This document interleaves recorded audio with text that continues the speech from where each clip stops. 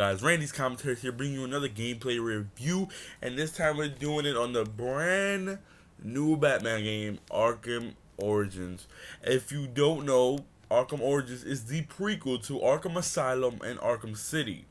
Now, the story follows Bruce Wayne, who first puts on the Dark Knight Crusader suit and goes out to fight crime. This follows the story of how he became the Dark Knight and what his obstacles were.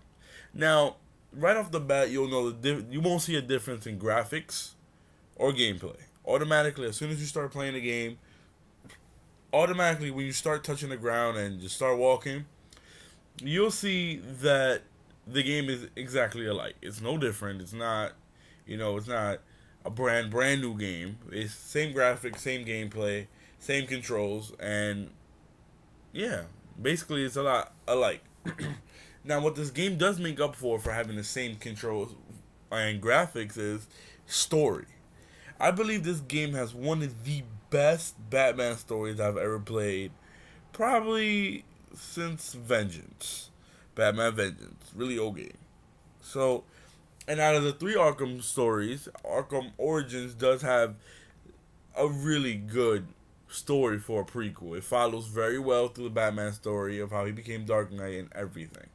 Now, as you know, the story is about Black Mask, who hires 8 assassins to kill Batman, and Batman has to literally defeat all of them in one night.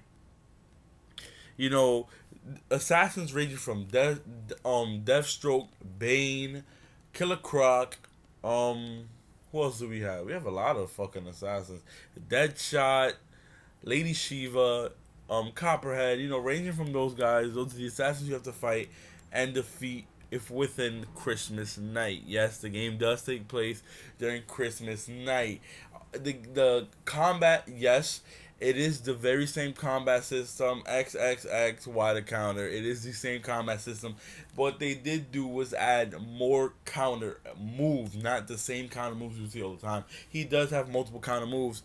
Now, the combat is still the same. So when you fight people such as Killer Croc or Bane, you do have to stun them with the B or circle button depending on the system you're on. And, beat them down with X. So, combat is very the same. And it is very repetitive because, if you played Arkham, then you know that the combat is very repetitive. It's just how those Batman games run within the series. It's always been like that. Now, along with a great story, it does have really, really good dialogue, such as good dialogue between Batman and the assassins, or whether it be good dialogue between Batman and Alfred or Batman and Gordon, and it does have a really good dialogue in it. And like when you listen to it, you can feel them telling the story very good within the actors, and the dialogue is great. But aside of good dialogue and good story, the game does have its flaws. The game does have major bugs. I'm going to be honest. This is when the bugs kick in. Usually you'll play the story, right? And then you'll beat it. And then maybe you'll want to do the side missions, such as, let's say, if you beat the game, but if you haven't beat the game, this may be a spoiler, you'll want to do the Enigma stuff, or you want to do the network relays, or whatever maybe you want to do after you beat the game before you start New Game Plus. The game has so many bugs after it was beaten that it's ridiculous. It makes it really unplayable sometimes. Like when you play the story mode, there are no bugs. I'll be honest, the story mode has no bugs. But when you start doing the side missions, while you're in mid-glide or mid-grapple going to your objective, your side mission objective, your game would literally freeze. You'll have to eject your disc, or it will literally freeze where you have to turn off your console to restart it to actually continue your side mission. And this flaw is really, really, really, really, really big. Like, if I had to base this off the game, like, this is one of the biggest flaws of the whole entire game. It ruins your experience after you beat the game. Aside from having a great story, great dialogue, but the one bug that freezes your game really ruins the aspect. That's what does it the most to ruin the game. Now, we're moving on to the video game's multiplayer, right? Now, for those of you who have not played the multiplayer, who are probably still playing the story mode or doing side missions and waiting to finish all your side missions to play the multiplayer, well, the multiplayer basically is Joker and Bane Thugs hash it out. Wow, I believe it's two players that have to play as Batman or Robin. Those are the heroes, and you take people down, you knock them out, whatever it may be. You just gotta do everything they're doing stealth wise. You can't just go in about it. Now, part way through the game, Joker and Bane's thugs are allowed to summon one of the two characters, Joker or Bane, and whoever reaches they come in the game and they're like knocking on a wall, and whoever reaches this wall first and opens it gets to play as Joker or Bane, what side you're on. Now, I mean, it's awesome and all, but Bane, he's really overpowered because he's Bane. So he's really big and brolic, and he charges people, he slams the ground, while Joker, he has these overpowered guns that just, you have no match for. Your guns will do no justice. Now, don't get me wrong. When you do get into a lobby of the game, it is very fun. So one of the pros of this multiplayer is that it's very fun. It takes your mind off things.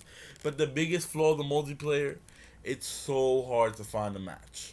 I believe due to the fact that the people just want to play story and side missions, but it's so hard to find a match that you'll probably sit there looking for a match for about 2 hours until you'll find a good match that's actually full with a lot of people. So that's another flaw. Now, after you beat the game, you do have challenge mode where you get to play as Deathstroke, which is fun. I mean, if you're into challenge mode, it's fun. One thing the game does lack within story mode is the Riddler stuff.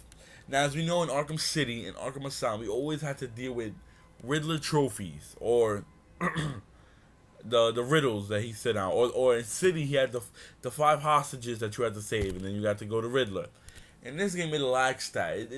You don't have the same exciting thing. Basically, you collect these like extortion pages, and you gotta do a bunch of these network relays that are really simple that you just do with the kryptonic hacker thing.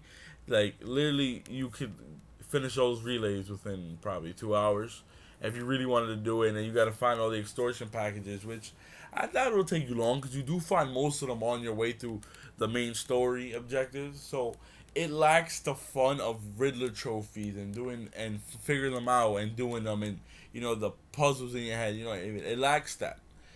Now, when it comes to side bosses, so there are assassins that were hired for the game that aren't main story bosses, such as Deadshot, which is a side story bosses, and you would have to do crimes in progress to actually find them.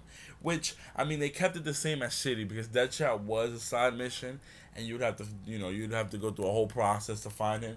Same thing goes for this game. He's a side mission. There are side assassins that you will have to go through that you won't see in the main game.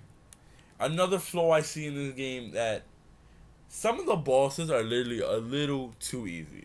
I will give you an example. I'm sorry, this is a spoiler for some of you guys that haven't played the game, but Copperhead is one of the easiest bosses in the whole game. And due to being, because when you fight her, she poisons you, but you gotta fight back. And literally, the combo system is so simple that you can counter every one of her moves and find the real Copperhead. Now, I won't tell you how the fight goes. I'll just tell you get poisoned. So, for you to really find out about the fight, you either watch my walkthrough or you get the game yourself. But I believe some of the boss fights were a little too easy. I believe about 3 or 4 of them. No, it's 3 of them. Are a little too easy. And I myself would like a little more challenge when it comes to playing Batman, especially the bosses he goes against. So it's not, it's not living up to such a great thing when the story lacks, a lot of difficulty. It's not as hard as it was. Now I do believe that it's one of the best Arkham stories within the Arkham franchise, but it is lacking a lot of things, I believe it's lacking. I myself, I don't know, but for a random Batman fan who's not a big fan, he just likes Batman, the game will lack replay value. If you don't like Batman and his comics, you're not willing to play the game over, then the game will lack replay value. But it does focus more for the comic book guys than the regular, casual gamer who doesn't really know much about the hero. Now, to conclude my review, The game has great dialogue, great story, follows comics, has some of the best villains in the game, and has a really fun multiplayer. But it has a huge bug where your game will freeze, and a lot of people are witnessing this. It lacks replay value for the casual gamer, not the hardcore Batman fan or the casual Batman fan. It lacks the replay value for a casual Batman fan than a hardcore Batman fan. And hopping into the multiplayer lobbies, to actually play a multiplayer lobby takes a really long time, about 2 hours, and it's really annoying. And it lacks the fun of the Riddler or the Enigma stuff that you have to do for the man throughout the game, unlike Arkham City, or Arkham Asylum, which was so much fun. So at the end, I do give Batman Arkham Origins my honest review. I give it a 8 out of 10. Now I hope you guys enjoyed my review, because if you did, drop a like, comment. I'm out. Peace.